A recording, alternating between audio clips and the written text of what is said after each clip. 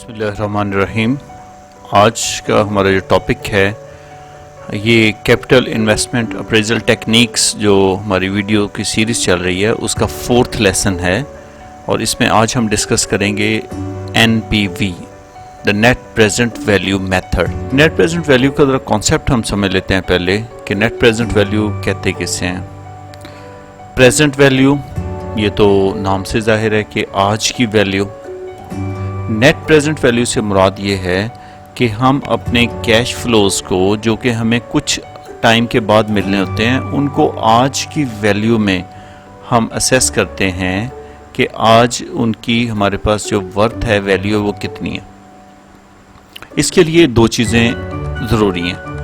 एक टाइम का पता होना चाहिए, सेकंड कॉस्ट ऑफ कैपिटल का पता होना चाहिए। कॉस्ट ऑफ कैपिटल किसे कहते हैं कि आप इसे सादा अल्फाज में ऐसे समझिए कि जो आपकी मनी है उसकी वैल्यू फ्यूचर के अंदर कम हो जाती है, यानी कि आज का $1 कल के 1 से ज़्यादा डॉलर के बराबर है, या 1 साल के बाद जो मिलने वाला जो $1 है वो अगर 1 साल के बाद अगर $1 आपको मिलता है वो उतनी चीज़ें नहीं परचेज़ कर सकेगा जितना आज का $1 परचेज कर सकता है।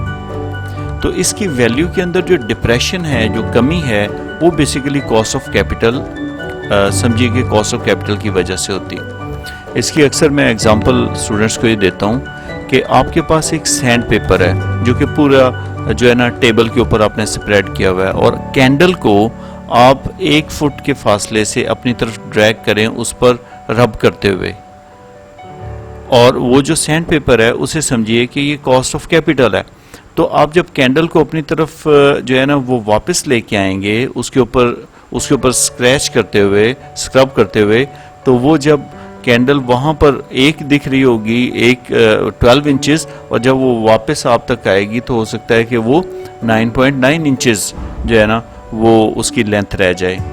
मीन्स कि उसका जो वो सैंड पेपर था, सैंड पेपर की वजह से वो उसकी जो हाइट है उसके अंदर कमी, क्योंकि उसने उसको जो है ना वो स्क्रैच कर दिया। इसी तरह जो आपकी वैल्यू ऑफ मनी है वो जैसे जैसे टाइम गुजरता जाता है आपकी वैल्यू ऑफ मनी कम हो जाती है।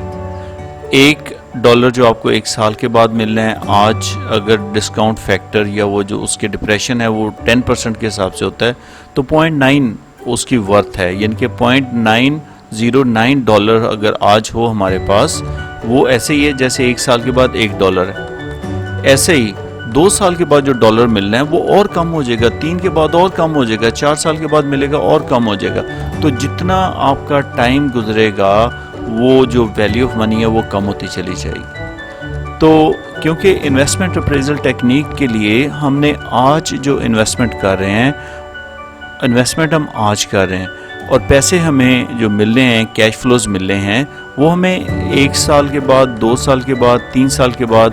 तो यहाँ पे NPV के लिए याद रखिएगा, हमारे जो कैश फ्लोज हैं वो हम अज्यूम करते हैं कि वो at the end of year हमें रिसीव हो रहे हैं। जैसे जो पे बैक पीरियड था उसमें तो हमने इवन कहा था ना कि इवन हो रहे हैं, यानी कि अगर 12,000 आ रहा है तो हर महीने 1,000 आएगा। तो लेकिन यहाँ पे आपके जो कैश फ्लोज हैं इसको आप अज्यूम करेंगे कि ये आपकी जो अमाउंट है ये साल के एंड पे मिल रही है, ठीक है। और 1 साल के बाद जो पैसा मिलने वाला है वो से जब हम आज की वैल्यू में देखते हैं तो उसकी वो कदर नहीं होती, उसकी वो वैल्यू नहीं होती जो कि आज के $1 की वैल्यू है। वो आज वाला $100 is much stronger than $100 after 10 years. तो ये भी एक दूसरा अंदाज है इसको वैल्यू ऑफ मनी को देखने का। सो एक चीज़ तो ये है, दूसरी ये cost of capital. Cost of capital basically जो है ये एक फुल फ्लैज टॉपिक है, लेकिन यहाँ पर क्योंकि हम लोग इतना ज़्यादा इसको नहीं देखेंगे क्लोजली, मीन के इसको बहुत ज़्यादा डिटेल से नहीं देखेंगे, तो लेकिन इसकी कैलकुलेशन मैं सिंपल वे के अंदर आपसे यहाँ पर डिस्कस करूँगा। तो कॉस्ट ऑफ कैपिटल क्या होती है कि जो जितना कैपिटल आपका है, फॉर एग्जांपल आपके पास इक्विटी है, आपके पास प्रेफरेंस स्टॉक है, वो डिवेंचर्स हैं, आपके पास बैंक लोन है, तो जितना भी आपका कैपिटल स्ट्रक्चर है वो आपको कितना कॉस्ट कर रहा है, कंपनी को एक साल का कितनी वो कॉस्ट जो है ना वो कर रहा है, तो उसको जो है ना वो weighted average cost of capital कहते हैं। तो इसी कॉस्ट ऑफ कैपिटल को आप सैंड पेपर का नंबर समझ लें। अगर 10 नंबर है तो उससे ज़्यादा, अगर 12 होगा तो उससे ज़्यादा वो ख़तरनाक है, उससे ज़्यादा जो है ना वो उसकी वैल्यू को और कम कर देगा। अगर ये 15% हो जाए तो और कम कर देगा। कॉस्ट ऑफ कैपिटल जितना ज़्यादा होगा उतना आपके जो कैश फ्लोज हैं उनकी प्रेजेंट वैल्यू छोटी होती चली जाएगी। तो इसी को कॉस्ट ऑफ कैपिटल को ही हम डिस्काउंट फैक्टर भी बोलते हैं। और इसको जो फ्यूचर के कैश फ्लोज होंगे उनको हम प्रेजेंट वैल्यू पे लाने के लिए जो कैश फ्लोज होंगे उनको डिस्काउंट फैक्टर के साथ हम मल्टीप्लाई कर देंगे। तो इसका हम क्वेश्चन भी यहाँ पर करेंगे ताकि कॉन्सेप्ट आपको और ज़्यादा क्लियर हो जाए। चलिए जी, सबसे पहले बात करते हैं weighted average cost of capital या कॉस्ट ऑफ कैपिटल या डिस्काउंटिंग, जो डिस्काउंटिंग फैक्टर है उसको फाइंड आउट आप कैसे करते हैं। So basically discount factor used in the net present value to in calculation, the discount factor used in net present value calculations। तो ये तो कैलकुलेशन के लिए, नेट प्रेजेंट वैल्यू के लिए हमें डिस्काउंट फैक्टर चाहिए और उसकी जो बेस है वो कॉस्ट ऑफ कैपिटल होती है। कॉस्ट ऑफ कैपिटल हम जैसे पहले भी डिस्कस कर चुके, वो weighted average cost of capital होता है। तो इसके लिए फॉर एग्जांपल आपके पास ये कैपिटल स्ट्रक्चर है, यहाँ पर आपके डिफरेंट सोर्सेज हैं, आपने ऑर्डिनरी शेयर्स और उनको 9% आप डिविडेंड पे कर रहे हैं। प्रेफरेंस स्टॉक है 500,000, उसको आप 6% जो है वो पे कर रहे हैं, उसका डिविडेंड है। ये आपका डिबेंचर का स्टॉक है, इसको आप 7% पे कर रहे हैं। और इसी तरह आपका बैंक लोन है, इसको आप 8% के हिसाब से जो है ना वो पे कर रहे हैं। तो याद रखिएगा डिबेंचर और जो आपका इंटरेस्ट है, लोन है, वो दोनों ही नेट ऑफ जो है ना वो टैक्स, वो हम उसकी कॉस्ट को कंसिडर करते हैं। ये for the sake of simplicity यहाँ पर ऐसा नहीं किया गया। अब ये देखिए आपके पास 1 मिलियन आपका था प्रेफरेंस शेयर, 9% रेट होगा तो उसकी कॉस्ट आपको कितने बेयर करना पड़ेगी, डिविडेंड 90,000 देना पड़ेगा। इसके लिए 30, इसके लिए 14, इसके लिए 24। टोटल आपका जो कॉस्ट है वो आपकी आ गई 158,000 और कितना आपके नॉमिनल वैल्यू है इसकी 2 मिलियन। तो 2 मिलियन पर आपको इतने पैसे देने पड़ रहे हैं, तो बताइए कि कॉस्ट कितनी होगी, दैट इज 7.9%। 7.9 और 8% आप कह लें कि आपकी weighted average cost of capital है। तो इस तरह आपने कॉस्ट ऑफ कैपिटल मालूम करनी है। लेकिन क्वेश्चन के अंदर नॉर्मली आपको डिस्काउंट फैक्टर जो है और डिस्काउंटिंग रेट और फैक्टर ये दोनों गिवन होते हैं, इसलिए आपको परेशान होने की जरूरत नहीं है। चलिए जी, इसकी अब एक एग्जांपल भी देख लेते हैं कि आपकी जो फ्यूचर वैल्यू है उसको आप कैसे कैलकुलेट करते हैं। एक फ्यूचर वैल्यू का कॉन्सेप्ट है, एक प्रेजेंट वैल्यू का। फ्यूचर वैल्यू से मुराद है आज इन्वेस्ट करते हैं बैंक के अंदर, बैंक उसमें कोई इंटरेस्ट ऐड करता है और नेक्स्ट साल के एंड पे आपको पैसे मिलते हैं, इसे फ्यूचर वैल्यू कहते हैं। डेफिनेटली आज $1 करेंगे तो एक से ज़्यादा डॉलर आपको जो है ना वो साल के एंड पे मिलेंगे, इसे फ्यूचर वैल्यू कहते हैं। अगर फ्यूचर के पैसों को आप प्रेजेंट वैल्यू पे लेके आते हैं तो उसको डिस्काउंट फैक्टर से मल्टीप्लाई करते हैं। तो यहाँ पे जस्ट आपके पास ईयर 1 के अंदर अगर ये देखिए आपके पास एक अमाउंट है 120, उसको आपने इन्वेस्ट किया किसी एक प्लान में 3 इयर्स के लिए और आपके पास जो रिटर्न है वो 3% पर एनम के हिसाब से मिला। यानी कि $1 जो है वो एक साल के बाद $1 नहीं रहेगा, उसमें 3 सेंट और जमा हो जाएंगे। तो देखिए साल के एंड पे आपका वैल्यू क्या बन गई। पहले साल, दूसरे साल वही पैसे $1 और वो जो 3 सेंट है वो मिल के फिर अगले साल अर्न करेंगे, अकोमुलेट हो जाएगा वो।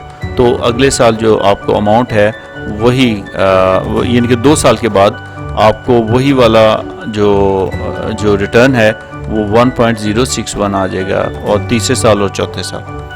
तो ये अब देखिए कि इसको हम यहाँ पर इसकी फ्यूचर वैल्यू फाइंड आउट करते हैं। ये यहाँ पर आपने $1 इन्वेस्ट किया टुडे वुड यील्ड 1.09, 3 ईयर्स की बात हम कर रहे थे, 3 साल। तो आप सिंपली क्या करेंगे कि $1 को इससे मल्टीप्लाई करेंगे, आप जो है वो जो भी आपका फैक्टर होगा इसको $1 के साथ मल्टीप्लाई करेंगे।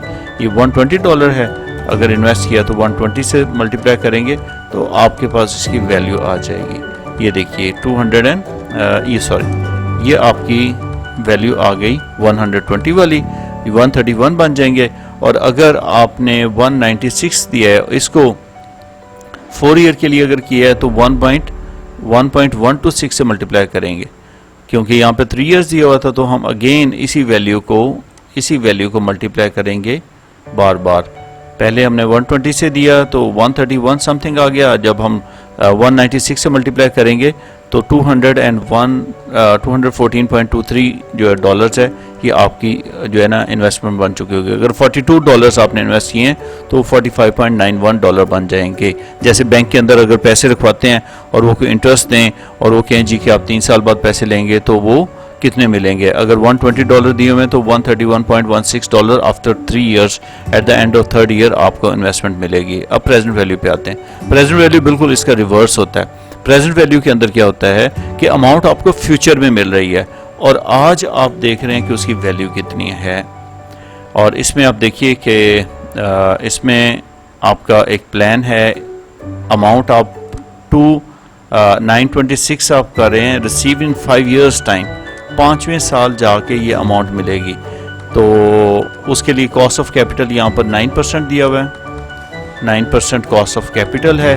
कॉस्ट ऑफ कैपिटल के लिए याद रखिएगा ये present value PV, present value interest factor, तो ये आपको गिवन होगा एट द रेट 9%। तो ये जब आपको गिवन होगा तो इसमें आप गौर से देखिएगा कि $1 जो हमें 1 साल के बाद मिलेगा, आज उसकी कदर हमारे नज़र में कितनी है? हमारे आज के $91.7 के मुताबिक के हमारा आज का जो 91.7 सेंट्स है ना, वो $1 के बराबर है, जो कि 1 साल के बाद मिलेगा। इसी तरह अगर कोई $1 हमें 2 साल के बाद मिलता है तो आज हमारे $0.842 जो है वो उसके बराबर हैं। इसी तरह जो 3 साल के बाद $1 मिलेगा उसकी वैल्यू आज के $0.772 के बराबर है।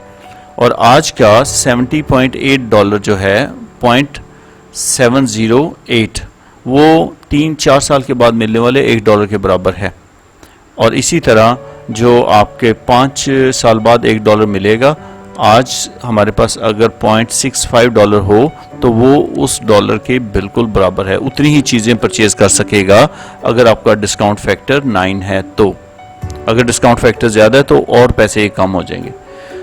तो अभी आप देखते हैं कि आपका 926 आज के टाइम में कितने का बन गया, कितने साल के बाद? 5 साल के बाद। तो आपने यहाँ से ये वाला फैक्टर उठाना है और उसको मल्टीप्लाई करना है अपनी अमाउंट के साथ। इसके साथ मल्टीप्लाई करेंगे तो आपके पास वैल्यू आ जाएगी $601.90। तो देखने को $926, लेकिन आज उसकी वैल्यू हमारे $601.9 के बराबर है। यानी कि हमारा $601.9 जितना पेट्रोल परचेज कर सकता है वो 5 साल के बाद $926 भी उतना $926 उतना पेट्रोल परचेज कर सकेंगे 5 साल बाद, जितना आज $601.9 परचेज कर पा रहा है। राइट। तो इसी तरह 62 की वैल्यू जो है ना वो और कम हो जाएगी, और जो 1380 है ये हमें 5 साल के बाद जो मिलना है, आज हमारा 897 उसके बराबर है। ये प्रेजेंट वैल्यू का कॉन्सेप्ट है। तो प्रेजेंट वैल्यू में याद रखिएगा कि फ्यूचर में पैसा मिलना है और आज उसकी हमने जो है ना वो वैल्यू कैलकुलेट करनी है, तो उसके साथ डिस्काउंट फैक्टर जो मल्टीप्लाई होगा उसकी वैल्यू को कम कर देगा। यही बेसिक कॉन्सेप्ट है जो हम बार बार वो कह रहे थे काउंटिंग रेट ऑफ रिटर्न के अंदर भी और पे बैक पीरियड के अंदर भी। जी ये तो टाइम वैल्यू लेते ही नहीं है, तो ये अब टाइम वैल्यू इस तरह कैलकुलेट करते हैं। प्रेजेंट वैल्यू का टेबल आपको नेट पे भी अवेलेबल है, वैसे बुक्स के अंदर भी गिवन होता है। इसको थोड़ा सा समझते हैं पहले। देखिए ये यहाँ पे पीरियड है। पीरियड आपका इंटरेस्ट रेट पर एनम है, तो ये फिर 1 साल है, ये 2 साल है, तीसरा साल, चौथा साल, 5वां साल, राइट। ये पहला साल ऑर्डिनल नंबर जो होता है, ये second year, third year, fourth year, fifth year. अगर डिस्काउंट रेट या कॉस्ट ऑफ कैपिटल 4% है तो 1 साल के बाद मिलने वाला डॉलर आज के मुकाबले में 96.2 जो है वो सेंट्स के बराबर होगा। और जैसे जैसे देखिएगा टाइम पीरियड जो है ना वो आपका दूसरा साल आता है तो वही 62 से कम होके 92.5 पे रह जाता है, फिर वो 88.9 पे आ जाता है, फिर वो 85.5 पे आ जाता है, फिर उसके बाद जो है ना वो 82.2 के ऊपर जो है ना वो वैल्यू यानी कि उसकी गिर जाती है। एक तो ये चीज़ है, जैसे डिस्काउंट फैक्टर 1 है, लेकिन ईयर्स जैसे जैसे अगला साल आएगा और वैल्यू कम होगी। और जैसे मैंने सैंड पेपर की आपको एग्जांपल दी थी कि सैंड पेपर अगर ज़्यादा लेंथ वाला होगा तो जब आप कैंडल को पीछे अपनी तरफ लेके आएंगे तो और आपकी कैंडल जो है ना वो शॉर्ट हो जाएगी, कम हो जाएगी। इसी तरह दूसरा इम्पैक्ट अगर इधर को देखें आप कि अगर साल एक ही है लेकिन डिस्काउंट फैक्टर 4 की बजाय 5 हो जाता है, 4 की बजाय 5 हो जाता है, तो आपका वही डॉलर जो है ना वो 96.2 की बजाय 95.2 का रह जाता है, फिर और कम हो जाता है, फिर और कम हो जाता है। और 10 पे जाके देखें कि आपका जो है ना वो क्या उसकी वैल्यू रहेगी सिर्फ 90.9 सेंट्स रह गई $1 की, जबकि 4% पे वो 96.2 जो है ना वो सेंट्स थी। तो इस तरह प्रेजेंट वैल्यू को इस तरह आपने देखना है। तो नॉर्मली आपको जो भी कॉस्ट ऑफ कैपिटल होगी उसका ही प्रेजेंट वैल्यू इंटरेस्ट फैक्टर दिया होगा। ये क्या था, प्रेजेंट वैल्यू इंटरेस्ट फैक्टर, ये टेबल है इसका प्रेजेंट वैल्यू का। तो ये 10% अगर कॉस्ट ऑफ कैपिटल है तो आपको 10% गिवन होगा जी। एक बिजनेस है, उन्होंने कंसिडर किया कि हम मशीन एक परचेज़ करते हैं वर्कशॉप के लिए और मशीन की इनिशियल कॉस्ट है $12,000 और वो 5 साल इस्तेमाल होगी। तो उसके बाद उसकी जो है ना वो after which it will be scrap कर दी जाएगी, राइट जी। तो कैश फ्लोज, ठीक है, इसमें कैश फ्लो लेने, नेट प्रेजेंट वैल्यू के अंदर कैश फ्लो लेने, प्रॉफिट नहीं लेना। अगर प्रॉफिट गिवन है तो उसके अंदर आपने जो नॉन कैश एक्सपेंस है वो ऐड करके तो उसको कैश फ्लो के अंदर कन्वर्ट कर लेना है। देखिए रिसीट्स हैं और एक्सपेंडिचर है, ये कैश रिसीट और कैश एक्सपेंडिचर है। तो इसमें से माइनस करेंगे तो आपका पहला साल जो है उस पर 4000 आ जाएगा कैश फ्लो नेट आपका। तो नेट कैश फ्लो लेना है, ये देखिएगा ये 4000 आ गया, मैं इसको इधर लिख देता हूँ। ऐसे ही दूसरा साल, second year, third year, fourth year, fifth year को आपने नेट करके यहाँ पे लिख लिया। और ऊपर जीरो पीरियड के अंदर आपने 12,000 जो इनिशियल इन्वेस्टमेंट है वो हमेशा वैसे ही लिखनी है। और देन आपको गिवन था the cost of capital of Gem is 10%। ये देखिएगा ये 10%, वो जो टेबल गिवन था पीछे आपने अभी देखा 10% कॉस्ट ऑफ कैपिटल है। तो 10% पे 1 साल की प्रेजेंट वैल्यू ये रह जाती है, 2 साल की, 3 साल की, 4 और 5 की, ये 5 साल की डेप्रिसिएशन यहाँ पर आपने लिखनी है। तो आगे आपने डिस्काउंट फैक्टर लिखना है। डिस्काउंट फैक्टर हमेशा जीरो के आगे, बेशक आपका कॉस्ट ऑफ कैपिटल 10% है या जो है ना 50% है या 40% है, हमेशा जीरो पीरियड में आपने हमेशा यहाँ पर 1 ही लिखना है। तो 1 को इससे आपने मल्टीप्लाई किया और वैल्यू जो आई वो आपने लिख ली इधर, ये 12,000 माइनस में आ गया। 4 को फिर उसके सामने क्योंकि 1 है, ये 1 ईयर है, यहाँ पर आपने लेके आना है 1 के सामने। तो ये आपने उसका प्रेजेंट वैल्यू पहले साल का, दूसरे साल का, तीसरे का, चौथे का और 5वें साल का, ठीक है।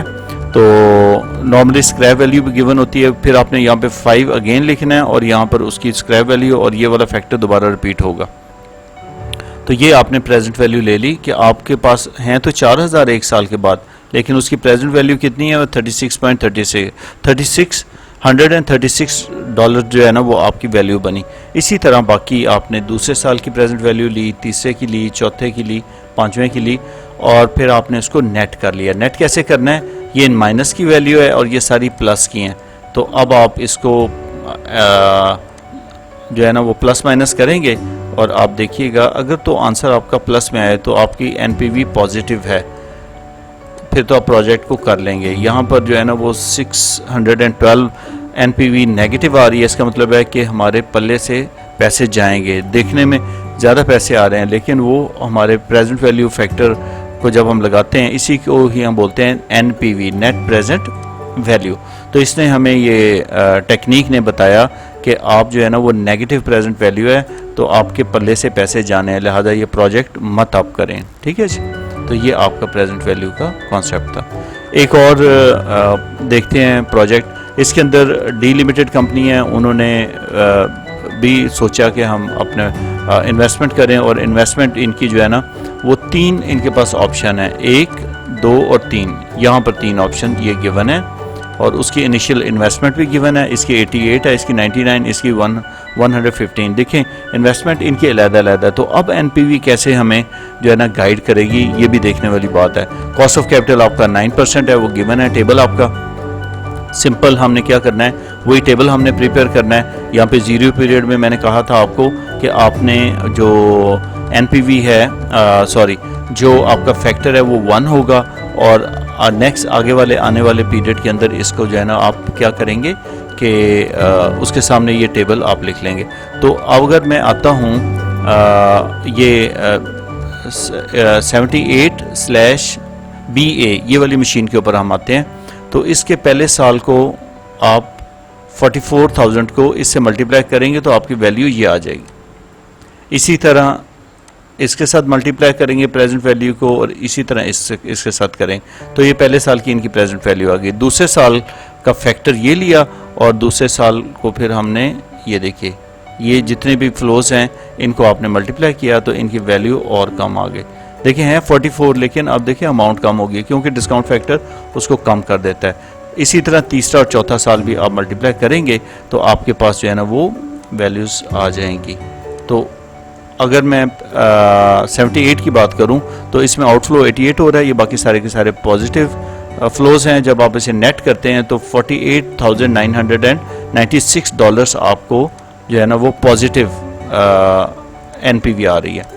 इसी तरह 92/DC की जो वैल्यू है वो 51 है, ये ग्रेटर है इससे, और 36 ही जो है ना इससे स्मॉलर है। तो अगर ये म्यूचुअली एक्सक्लूसिव हैं, एक ही आप प्रोजेक्ट ले सकते हैं रिसोर्सेज क्योंकि आपके पास होते हैं सेम, तो आप ये वाला जो प्रोजेक्ट है इसको ही आप जो है वो अपने पास आप इसे ऑप्ट करेंगे क्योंकि सबसे ग्रेटर जो है ना NPV वो यील्ड कर रहा है। तो ये आपका जो है ना वो टेक्निक है, जब एक से ज़्यादा आपके पास प्रोजेक्ट होते हैं तो उसमें से पिक करना होता है। डेफिनेटली अगर कोई ऐसी सिचुएशन है कि सारे ही नेगेटिव आ रहे हैं फिर तो कोई ऑप्शन ही नहीं है रिजेक्ट करने के अलावा, तो उनको आप रिजेक्ट कर देंगे। तो देखते हैं एडवांटेजेस के क्या हैं। ये रिलेटिवली इजी टू अंडरस्टैंड है, ठीक है, और इसके अलावा आप इजीली जो है ना वो रैंकिंग मेड कर सकते हैं, रैंकिंग कर सकते हैं। पहले रैंक पे ये वाला प्रोजेक्ट, ये मशीन है दूसरे तीसरे के ऊपर, तो उसमें से आपने सेलेक्ट करना होता है, ठीक है जी। और इसके अलावा इसके अंदर जो जितना क्लोज होगा, जितने पहले सालों में ज़्यादा अमाउंट जो जनरेट कर लेगा उसकी NPV उतनी ज़्यादा हो जाएगी। तो ये अर्लियर जो कैश फ्लोज हैं उसको ये इंपॉर्टेंस देता है। डिसएडवांटेज इसका क्या है? कैश फ्लो जाहिर है कि वो फ्यूचर की बात है, फ्यूचर को कौन सही तरीके से प्रिडिक्ट कर सकता है? किसी को क्या पता था कि पेंडेमिक आ सकता है, तो इसलिए वो डिफ़िकल्ट टू प्रिडिक्ट है, ये इसके अंदर ड्रॉबैक है। और जो करंट कॉस्ट ऑफ कैपिटल है, ज़रूरी नहीं है कि आज जो लोन मिला हुआ है वो आपको उसी पे कॉस्ट कर रहा हो सकता है टैक्स रेट चेंज होने से वो कॉस्ट ऑफ कैपिटल भी चेंज हो जाती है। तो government time to time tax change करती रहती है, तो अगर लोन का इंटरेस्ट नहीं भी चेंज तो टैक्स की वजह से उसका इम्पैक्ट आ जाता है, तो वो भी प्रोजेक्ट की वायबिलिटी को ना वो डिस्टर्ब कर देता है। और लाइफ जो प्रोजेक्ट की है उसको भी प्रेडिक्ट करना थोड़ा डिफ़िकल्ट है। तो when the net cash flows to be discuss, अब ये एक अलग से पॉइंट है, नॉट डिसएडवांटेज। तो याद रखिएगा कि when the net cash flows to be discounted और द सेम अमाउंट, अगर वो देखिए यहाँ पर पहले आपके पास डिफरेंट किस्म के अमाउंट से, अगर सेम अमाउंट हो तो फिर हम इसको बड़ी इजीली एक टेक्निक से हम कर सकते हैं। देखिए यहाँ पे 40,000 40,000 40 ये 40,000 की आपने नेट प्रेजेंट वैल्यू लेनी है। हाँ, पहले 40,000 को भी इससे मल्टीप्लाई करेंगे, दूसरे को इससे, तीसरे को इससे, चौथे को इससे। क्या ख्याल है अगर हम ऐसा करें, तमाम को हम ऐड कर लें और ऐड करके एक ही दफ़ा 40 से मल्टीप्लाई कर लें। ये देखिएगा, ये इसका जो है ना वो अकोमोलेटेड फैक्टर आ गया। तो इसके साथ 40 को मल्टीप्लाई कर लेंगे तो आपको कैलकुलेशन भी आसान है और सीधा सीधा आपके पास जो है ना इसकी प्रेजेंट वैल्यू ये आ जाएगी। So that was all about today's discussion. और इसमें इंशाल्लाह मुझे उम्मीद है कि कुछ आपको समझ आ गई होगी। और कोई अगर आपका क्वेश्चन हो, क्वेरी हो, please do ask me in comment section. और सब्सक्राइब कीजिएगा मेरे चैनल को प्लीज़, और लाइक और शेयर भी कीजिएगा। एंड स्टे ब्लेस्ड, और अल्लाह ताला आपको अपने हिफ्ज़-ओ-मान में रखे, सबको अल्लाह पाक अपने हिफ्ज़-ओ-मान में रखे। ओके, अल्लाह हाफ़िज़। एंड इंशाल्लाह मिलते हैं नेक्स्ट वीडियो में नेक्स्ट टॉपिक के साथ। अल्लाह हाफ़िज़।